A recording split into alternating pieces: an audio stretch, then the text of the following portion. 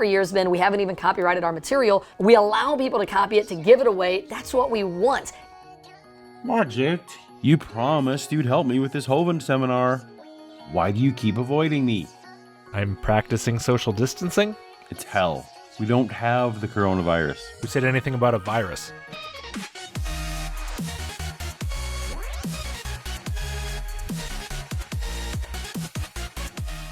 Welcome to Paulogia, where a former Christian is trying to cover all the claims of Eric Hovind and Kent Hovind seminar so that he can earn his way back to Earth. Sounds contrived. What's the mechanism for that again? Wait, contrived? You're the one who told me. I don't know how this place works. Right. Well, I'm sure it'll be fine. Let's get this over with. You first. Here's a picture of a coral reef. The largest coral reef in the world is off the coast of Australia. It's called the Great Barrier Reef. So far, this is scientifically accurate. Well done, Hovinds. Quit while we're ahead. I took my whole family to Australia. My daughter and I got to go scuba diving at the Great Barrier Reef. It was absolutely incredible. Awesome, man. It was really, really cool. These were obviously happier times for the Hovind clan. Well, coral is growing. So how long has the coral reef been growing? The Great Barrier Reef, if you calculate the rate that it's growing and divide the size of that by that, you can tell how long it's been growing. Considering that the Hovinds are so critical of uniformitarianism, the idea that nature has behaved consistently throughout time, and methods like radiometric dating that use these rates to determine how old things are, they sure are anxious to divide things by a consistent rate to determine an age. Trouble is, even fellow young Earth advocates Answers in Genesis has to acknowledge that growth rates vary substantially among coral individuals and species. There are many factors that contribute to increasing coral growth rates. Coral needs sunlight, carbon dioxide, inorganic nutrients, organic food, calcium, and carbonate in order to grow. Additionally, water movement, water temperature, water pH, and disturbance all impact coral growth rates. Those sure are a lot of variables. Seems like coral growth rate may not be a very steady clock, but I'm sure the Hovinds have taken all of this into account. During World War II, some of the reef was destroyed by ships and anchors and bombs and stuff like that. And stuff like that. It wasn't those pesky Germans or Japanese getting a little aggressive in parking some boats. No. The British government decided they wanted to do some nuclear testing of their own. So in 1952, they decided to drop 4 nuclear bombs at the Montebello Islands and Maralinga regions of Australia, on their own land, near their own citizens, to run some tests. Patterns of tracer rockets crisscross the impressive and symmetrical atomic cloud formation, playing their part in the scientific record of the burst. And scientists in special protective clothing advance to the target area. Altogether, 4 atomic blasts were carried out. The development of Britain's nuclear weapons progresses apace. It was the 4 nuclear bombs that were the problem here, Kent. Not so much boats and anchors. So the environmentalist wackos... Yes, because only the most tie-dye wearing, tree-hugging, leftist radical environmentalist wackos would want their government to stop dropping nuclear weapons on their own land. Probably communists. went out there to see how fast it grows back. Now, why do I get the feeling that Kent is about to use the data collected by these same environmentalist wackos he just derided? Why would he pre-mock his own source? That's almost as dumb as dropping nuclear bombs in your own territory. They watched the reef grow for 20 years.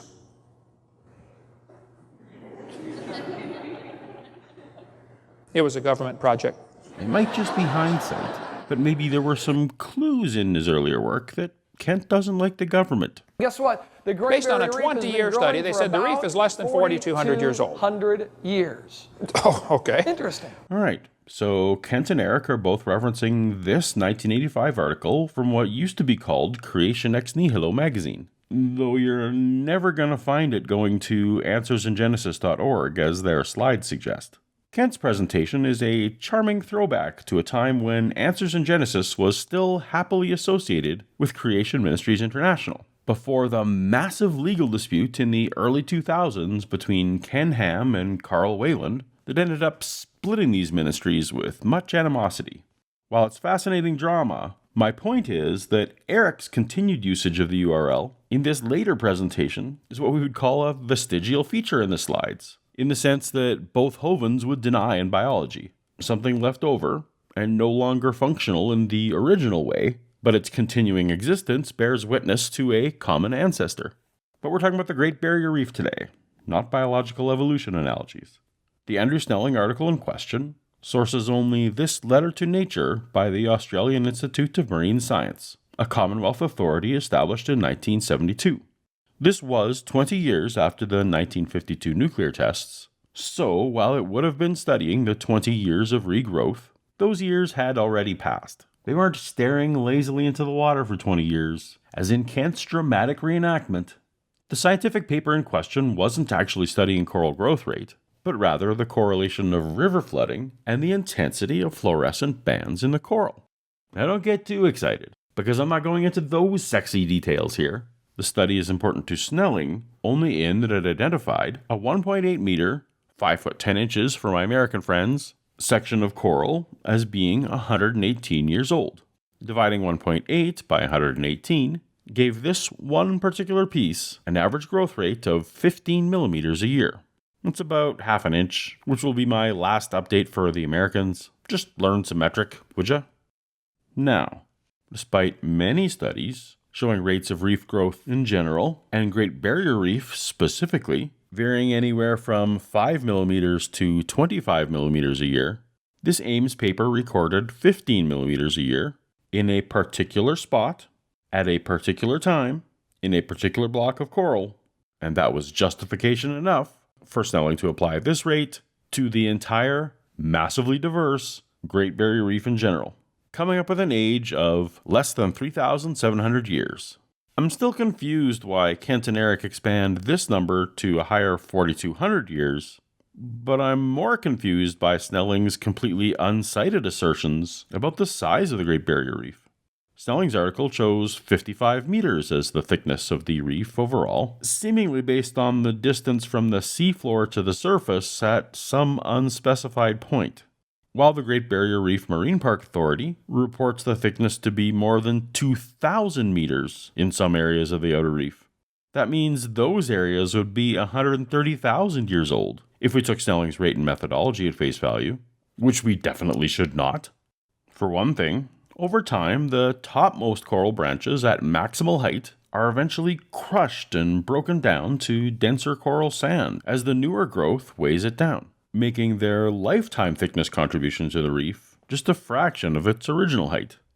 Additionally, entire colonies can be and are broken loose by waves, mudslides, volcanic activity, earthquakes, or any number of natural actions, causing centuries of growth to plummet to lower levels in just a moment.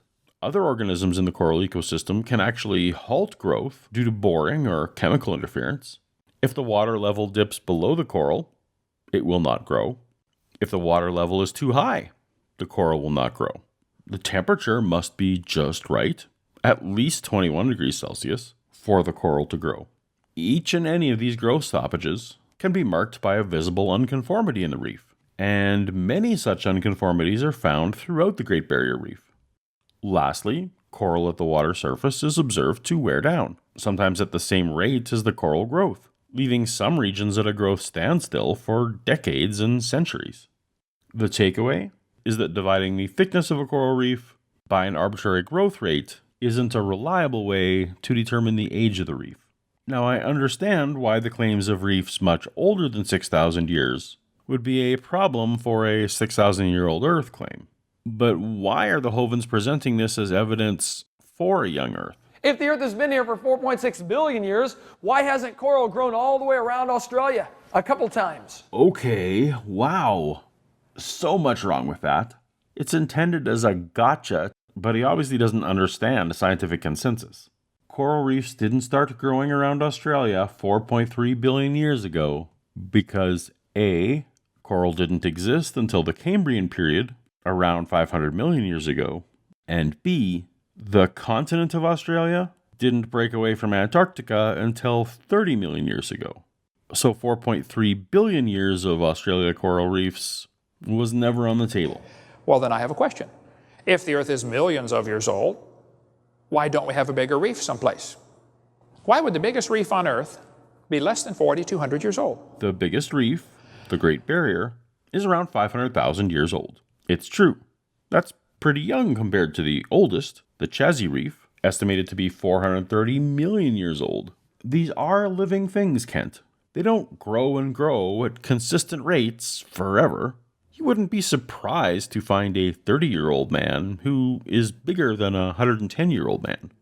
Now, to insist that the Earth can't be 4 billion years old because the reefs are only 400 million years old is like objecting that a fridge can't be 10 years old because the milk inside is only a week old. That makes no sense, but maybe we'll hear it again later.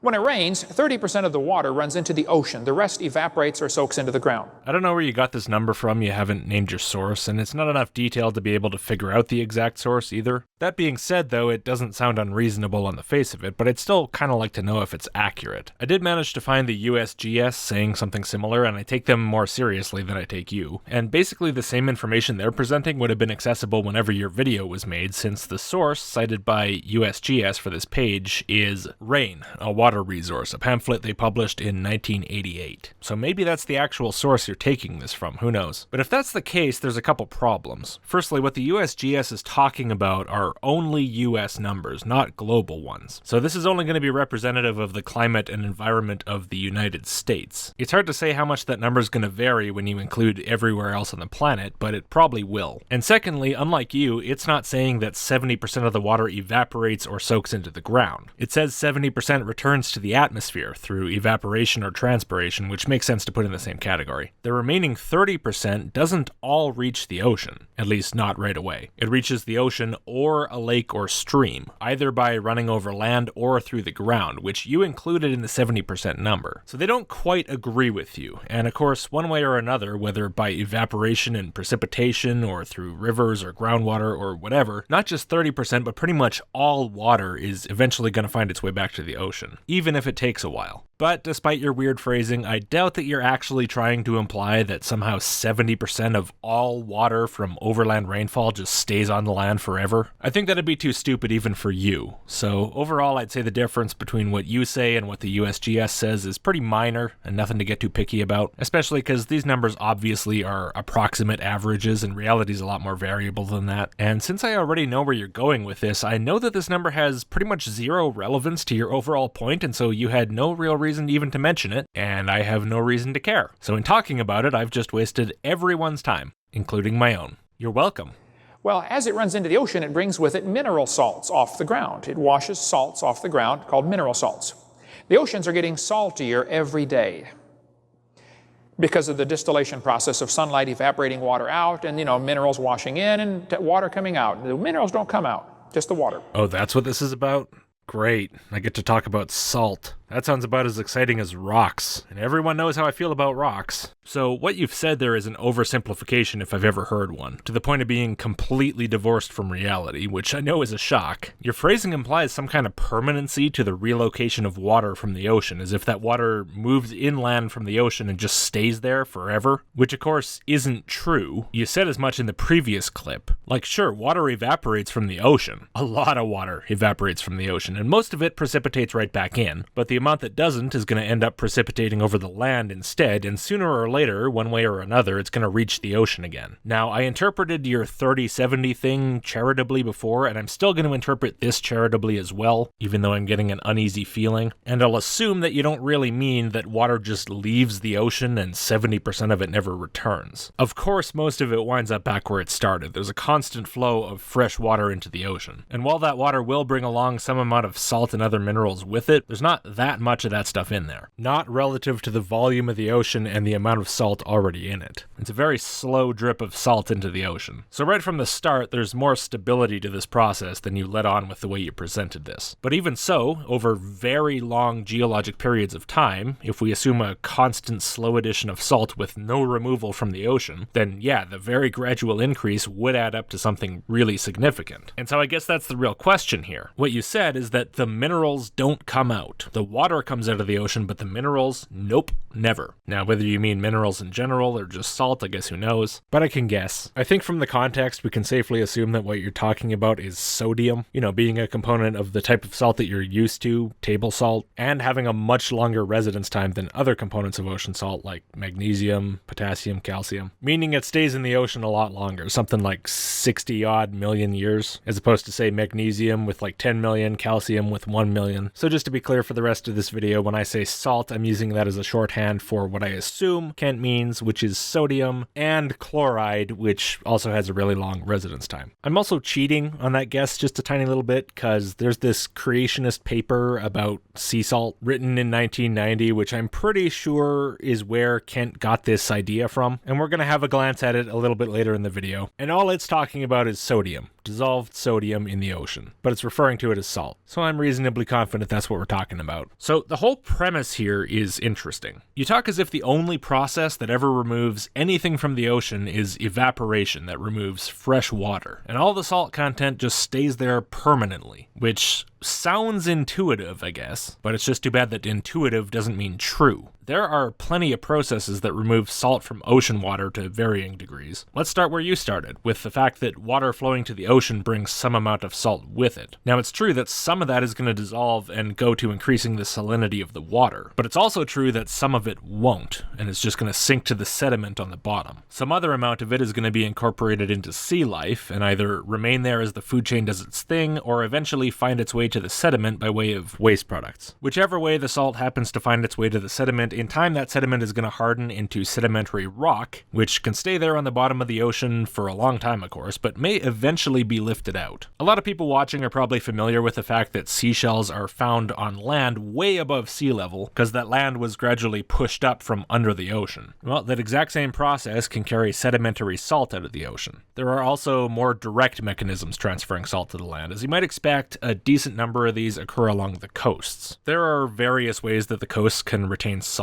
For example, you can have evaporation of seawater on beaches or from enclosed pools or lagoons. Spoiler, I'm going to bring up a great large-scale example of that later in the video. You also have salt particles being carried inland by sea spray, which is caused by waves and other processes, which might not sound like it would be that significant if you're not used to living near the ocean, but those who have lived near the ocean will know that this effect is pretty significant. Metal corrodes faster, which has to be taken into account during construction in coastal areas, even a pretty good distance away from the coast. Clouds form easier because of the extra particles in the air. Plant variety is affected to favor plants that can tolerate the saltiness, and obviously when salt is spread scattershot around the land like that, a lot of it's going to end up staying there, not making its way back to the ocean. As you might imagine, the efficiency of these coastal processes at removing salt from the ocean only increase as the ocean gets saltier, because the water that's evaporating away or spraying away from the ocean carrying the salt with it is saltier in the first place. And this helps to retain some degree of balance, because as more salt is added, more salt is removed. So with these different kinds of balancing effects, the impermanence of freshwater removal, the mechanisms of salt removal, any global average change to salinity, if it's present at all, is very slow. And at times in the past, it easily could have been balanced or even reversed. And that's precisely because the balance is fragile and it can be tipped in either direction. It's not some constant thing, it's a result of what's happening at any given time. It's a messy real-world process. It varies based on things like the amount of salt that's being carried in rivers, which is a result of where the rivers are running and what's in the ground they're running through, and the acidity of their water, all of which can change. The amount of fresh water stored away in lakes, which can change. The amount of fresh water being added or removed from the system, which changes with things like glacial formation and melting and the closing and opening of access to more enclosed bodies of water. The amount of salt being removed, which varies based on the length, type, and conditions of the coast, and the salinity of the water, and the behavior of sea life, and who knows what else. I'm sure there's a million factors I'm not even aware of. I make no claim to being an expert on this, but what I know for sure is that this is much more complex than you're making it out to be. It's not as simple as minerals go in and don't come out. And furthermore, there's absolutely no reason to assume that whatever the current rate of salinity change might be, that's been constant or even nearly the same throughout all time. It makes sense to think of some processes that way, but not processes like this one. Honestly, for a guy who outright rejects the idea that things in the past must have operated the same way they do in the present, you sure are taking that idea that they do to an irrational extreme, way beyond what any so-called evolutionist would.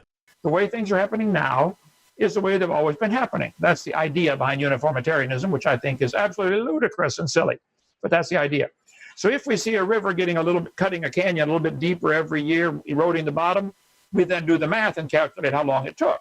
That's the idea behind uniformitarianism, which is silly. The sheer number of variables involved here, especially so many that can easily change over time and have a real effect on the input and output balance of sea salt, I would say is the biggest reason why trying to date the Earth with something like ocean salinity is a fool's errand. To date something, you have to find a process where you know the starting conditions, meaning in this case the salinity of the ocean at the start, and can have relative confidence in its stability over time. So that'd be things like radioactivity or tree ring growth. And even with those methods, cross-confirming against other methods is highly advisable if you want to ensure accuracy. And you definitely don't have that, considering those other methods all imply the Earth is more than 6,000 years old. Now, I guess you could always trot out some article that disagrees with this assessment, though. If I may, I would suggest this Scientific American article about dating the ocean by its salt content from 1913.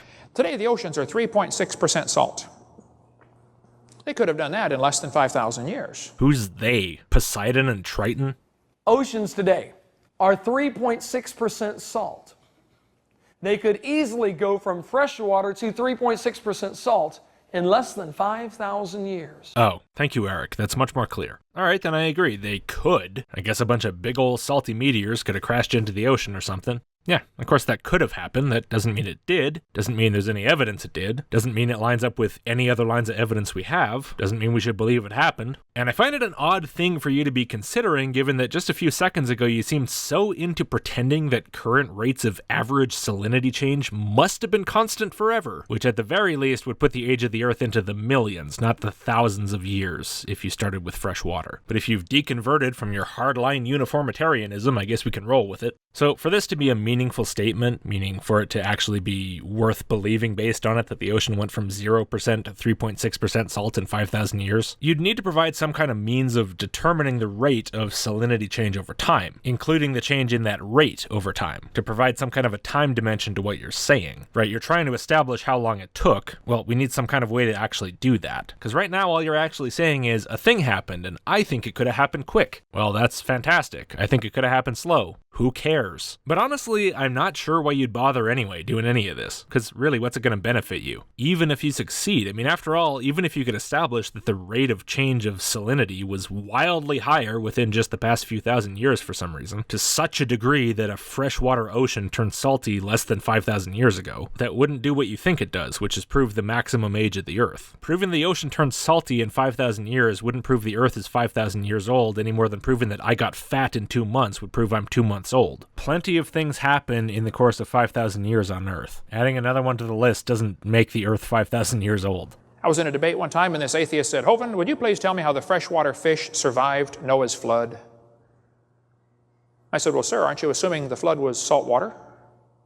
He said, "The ocean is salt water." I said, "Well, yeah, it is today. I think during the flood it's probably mostly fresh water." He said, "Well, how did the saltwater fish survive?" I said, "Well, there probably weren't any."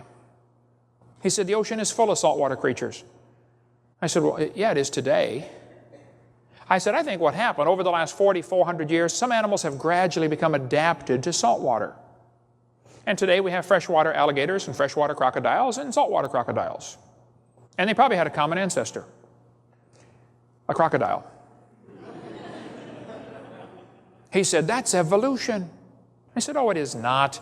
Going from a freshwater croc to a saltwater croc is a minor change compared to what you believe." I'm not going to bother talking about freshwater fish or saltwater fish or crocodiles or whatever. It's kind of beside the point. Instead, I want to talk about something that I find kind of amusing, which is that the Institute of Creation Research has an article that basically rebuts your exact idea that the flood was freshwater and the ocean turned salty over the next few thousand years. I mean, really what they're trying to do here is debunk the old Earth, but they do catch you in the crossfire, Ken. They say, by being as generous as we can for the evolutionist regarding sodium input and output rates, the ocean's age is only 40 to 60 million years. Well, they're entitled to their calculation, I suppose. It doesn't match anyone else's. Except that guy I mentioned whose paper was from 1913, and people from before that. Mainly because trying to date the Earth by ocean salinity has long since been recognized as garbage because it makes no sense? Like, even in principle, it doesn't make any sense. It's far too variable. This obviously is far short of the uniformitarian evolutionary age of 3 billion years. But the 40 to 60 million years old age is considerably more than the thousands of years creation scientists maintain is the biblical/scientific age of this planet. The discrepancy lies in the assumption that there was no sodium in the oceans at creation, and that all salt has been added at present rates since that time. Yeah, that's kind of a dumbass assumption, isn't it?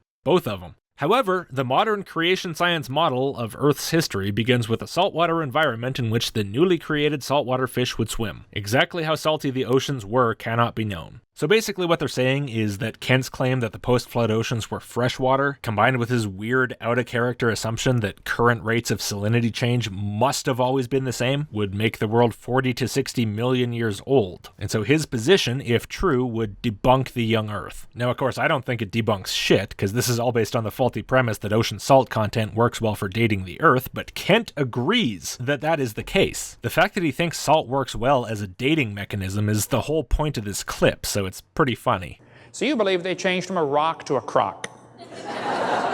Now there's a major change for you folks. Yes, sir. I'm not going to dignify that with an answer. I have a whole series on Hovind Sr. I've obviously talked about this before, and I'm not going to do it again. How come the salt content in the oceans fits consistently with the creation worldview and not with the evolutionary worldview? It's got nothing to do with evolution, Eric, but it fits with an old Earth just fine. Because if evolution is true and the world's been here for millions of years, the ocean should be kind of like the Dead Sea right now. Funny you should mention the Dead Sea, because the Dead Sea is actually a really good demonstration of why the ocean doesn't just keep getting saltier forever. In fact, it's a great example of those coastal processes I was talking about that remove salt from the ocean at large. See, the Dead Sea is really salty, something like 10 times saltier than average ocean water. The thought is that the entire region from the Sea of Galilee to the Dead Sea was a lagoon, called the Saddam Lagoon. I don't know how to pronounce that. And that let water in and out from the Mediterranean, which resulted in the gradual deposition of salt that's responsible for the Dead Sea being so salty. And over time, due to tectonic activity, the region became landlocked and no longer exchanged water with the Mediterranean, which made it no longer in any sense part of the ocean. But all that salt that was gradually deposited over all those times that the ocean water came and went stayed. So in other words, just this one lagoon removed a large amount of salt from the ocean, specifically the Mediterranean. And interestingly enough,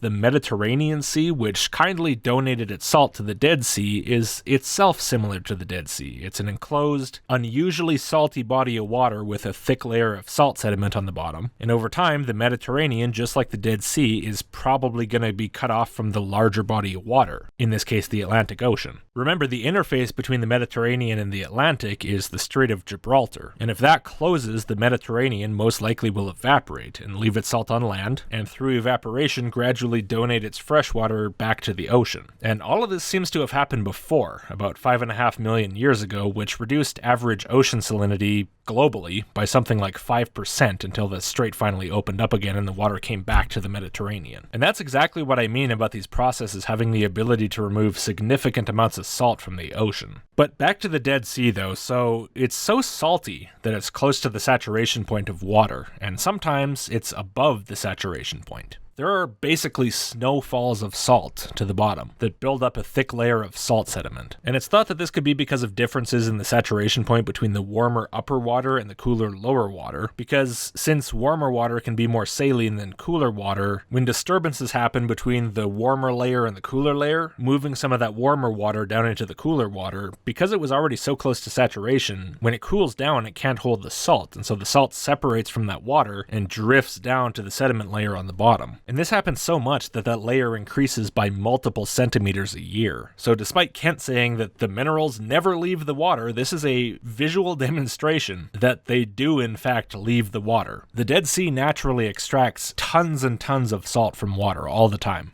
You shouldn't even be able to get in those things, man. That's how bad they should be, the amount of mineral content in the oceans. And that's just a nothing statement. I was hoping to end my segment with some kind of a bang, but I guess not. Your turn, Paul. Here's a picture of Niagara Falls. The textbook says, boys and girls, the rocky ledge above Niagara Falls has been eroding for 9,900 years. I'm not sure what kind of textbook Kent pulled this from, but consensus since at least the 70s has been that modern Niagara began more than 12,000 years ago at the end of the last ice age. But both numbers are much higher than the 6,000-year Hovind estimate for the age of the Earth. So let's not dwell on that. Let's just see where they're going with this. Well, it's pretty interesting. The rocks are breaking off the edge. All waterfalls do that. You know, the rocks break off the edge, and the waterfall eats its way backwards. The water flows one way, the waterfall moves the other way in response to the erosion. They've studied Niagara Falls pretty carefully for the last 200 years. They say it's moving back 4.7 feet a year. Interesting. All right, this textbook says a simple calculation shows it's been 9,900 years worth of erosion. So you're just throwing up another slide reaffirming the 9,900 years? Are you not going to try to explain how Niagara Falls started forming 3,000 years before the creation of the Earth? Well, you throw one flood in there, and that makes up about half of it. Wait, no article from a creationist organization? No feigning a convoluted explanation? Just throw one flood in there and that makes up half of it?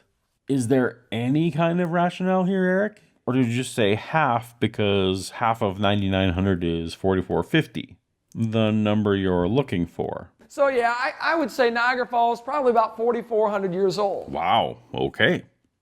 Eric would say, based on, as far as we can tell, literally nothing. A good feeling. Why did he include this in his seminar? Just, I think it's young, so let's move on. I got a question now. If the Earth is millions of years old, why hasn't it eroded all the way back to Lake Erie? All right, so at least Papa Hovind is going to use this as another attempt at telling us that the fridge can't be old because the milk is young. Even Answers in Genesis acknowledges that the Niagara area was covered in ice until the end of the last ice age, which by their model was immediately after the flood. But timeline aside, leading creationists agree with scientific consensus that the features of Niagara Falls didn't start developing until after the last ice age. This erosion does not go back to the start of the world. No one thinks so, except, for some reason, Kent Hovind, who didn't even bother to propose why the 9,900 years he gives would be explained in his flood model.